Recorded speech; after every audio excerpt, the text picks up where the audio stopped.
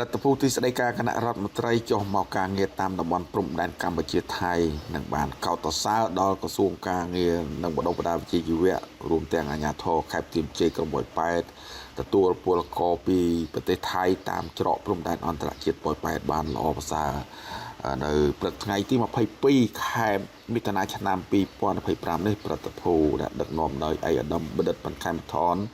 รัฐเลขาธิการที่แสดงการคณะรัฐมนตรีนังเชียประเทศกรมการเงินรีรัฐบาลจบมูทางกรมปล่อยไปบานออมโดยกรมการเงินอยู่ชวนสลายสันเพียบไอ้ดมกฤษนางสากอะไรที่จะได้บานจบมาในนังเจาะอันตรายจิตปรมแดนปล่อยไปจบนังสกัดทีมเจได้บานผลิตเมื่อทานเพียบจรันปุรกยืนได้บานจากเจงปีประเทศไทยให้ฉลองกัดตามเจาะปล่อยไปให้เมียนกรมการเงินยาเธอเมียนมันตรีดิจิการกระทรวงการเงินนักบุญอาชีวะรวมแต่งแผนกเงินเชียดมกระบอเวลาเชียดสังคมตีการเงินใครได้บานบำเพ็ญกิจการเงินบอกล้วนในมันโดสัญจรปล่อยไปใครเตรียมเจได้บานประจูแต่ดาวปูละกอเยืองหอยก็เมียนใจหาสำรอนแต่ดาวปูละกอเยืองจิตตุตื้อไอ้กับดำบานเข้าต่อซาแต่ดาวการเงินจำรองทั้งอ้อได้รวมเครือสะสามรวมเตียงกรมยุงจวนสลันสันเพียบในมูทานของบ้านรวมจำในจมูกกรมการเงินจำรองทางเลือบาน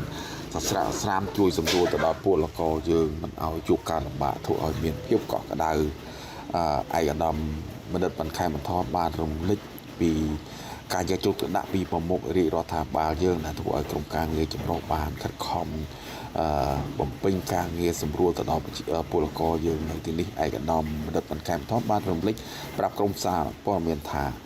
บ้านเรียบสู้ไอกระดมกรมการเงินเคยทากรมการเงินจำรองในที่นี้ต้องจะเนียนรวมแต่งยาเธอสักสามนะเคยจะร้อนปุรกมาเคยยาเธอสมัครก็ยังเปียกประมาณเยอะจนตัวได้ยังไม่ได้สำหรับปุรกเยอะในกระพงเจนประเทศไทยเป็นอะไรครับបាទសូមអរគុណបងឡៃលីខ្ញុំបានសង្កេតដោយយកចិត្តទុកដាក់ហើយខ្ញុំសូមកោតសរសើរនិងអរគុណក្រុមការងារទាំងអស់បាទបានន័យថាគាត់ទទួលបងប្អូនពលករយើងដែលធ្វើដំណើរវិលចូលមកប្រទេសកម្ពុជាវិញតាមច្រកប៉ោយប៉ែតនេះគឺគាត់ទទួលបានដុតដល់សស្រាក់សស្រាំហើយប្រកបទៅដោយភាពកក់ក្ដៅរបស់បងប្អូនយើងហើយនេះយើងបានឃើញជាក់ស្ដែងនឹងភ្នែកហើយទី1គឺមានក្រុមការងារទៅដឹកគាត់នៅមាត់ច្រកយកមកដល់កន្លែងស្នាក់ការនេះតែម្ដងហើយពេលមកដល់រៀបចំជួយជូនអីវ៉ាន់គាត់ទុកដាក់ហើយមានទឹកសុបត្រជាក់ជូនគាត់មាននំប៉័ងជូនគាត់ពិសាឲ្យគាត់បាត់ហត់ហើយក៏មានការសួរនាំទៅដល់គាត់ណាបាទពីការងាររបស់គាត់នៅខាងនោះយ៉ាងម៉េច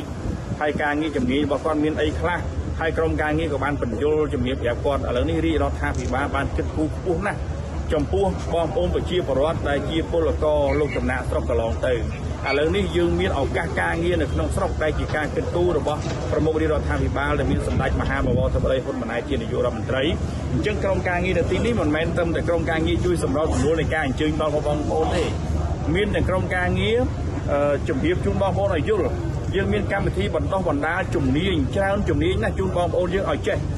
ហើយយើងមានការងារឲ្យគាត់ធ្វើតែម្ដងមានប្រាក់បៀវត្សនៅក្នុងស្រុកនៅជិតផ្ទះរបស់គាត់តែម្ដងអញ្ចឹងនេះជាឱកាសការងារនៅជិតផ្ទះហើយមានចំណេះចំណេញពិតប្រាកដនេះគឺជាឱកាសមួយដ៏ល្អមែនទែនសម្រាប់បងប្អូនពលករយើងហើយកិច្ចការងារនេះយើងសង្កេតឃើញថាក្រុមការងារចម្រុះទាំងអស់ដែលប្រចាំការនៅទីនេះគឺគាត់បានយកចិត្តទុកដាក់បំពេញកាតព្វកិច្ចបំពេញការងាររបស់គាត់ដោយរលូនហើយមានភាពកក់ក្ដៅដល់ប្រជាពលរដ្ឋយើងទាំងអស់គ្នាពិសេសគឺពលករដែលលោកធ្វើដំណើរចូលតាមច្រកប៉ោយប៉ែតនេះគឺគាត់មានភាពកក់ក្ដៅណាស់ខ្ញុំសប្បាយចិត្តបងប្អូនយើងទាំងអស់គ្នាបាទឯកឧត្តមសូមបន្ថែមបន្តិចឯកឧត្តមឃើញសារព័ត៌មានថៃបានរិះគន់ថាប្រជាពលរដ្ឋយើងបាក់ទៅចូលចាក់ប្រេងនៅប្រទេសថៃយ៉ាងមិនទេឯកឧត្តមក្នុងនាមចំណុចនេះខ្ញុំបានតាមដានដោយយកចិត្តទុកដាក់ជាមួយបងអភិបាលក្រុងបងអភិបាលខេត្តបន្ទាយមានជ័យណា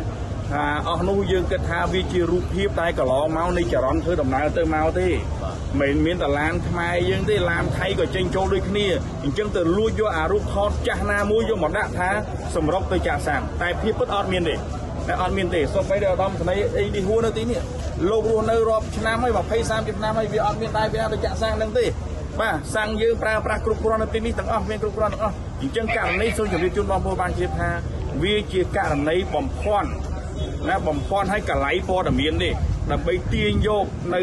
ភាពចំណេញរបស់ភាគីខាងថៃប៉ុន្តែរឿងពិតមិនមែនអញ្ចឹងទេ ហើយយើងទទួលស្គាល់ថាស្លាកលេខឡានដែលខាងកាសែតថៃបានចុះផ្សាយនោះគឺជាស្លាកលេខរបស់កម្ពុជាមែនប៉ុន្តែមិនមែនស្លាកលេខចុះទៅចាក់សាំងទេវាជាចរន្តធ្វើដំណើរឆ្លងកាត់នៅពេលដែលមិនទាន់មានសភាពការក្តៅកើតឡើងកន្លងមកទាំងថៃក៏ចូលមកខ្មែរតែឲ្យតែយើងបានបំពេញបែបបទត្រឹមត្រូវខាងខ្មែរក៏បានចូលទៅថៃបំពេញបែបបទត្រឹមត្រូវដូចគ្នាអញ្ចឹងអ្នកកាសែតដែលគ្មានវិជ្ជាជីវៈអស់នោះបានទាញយករូបភាពនេះមកទៅបំភាន់អញ្ចឹងអត់មានករណីនេះទេបាទ អរគុណឯកឧត្តមក្រុមការងារទាំងអស់គ្នាបាទអរគុណខ្ញុំឡៃនេះពុទ្ធក្តីរីកា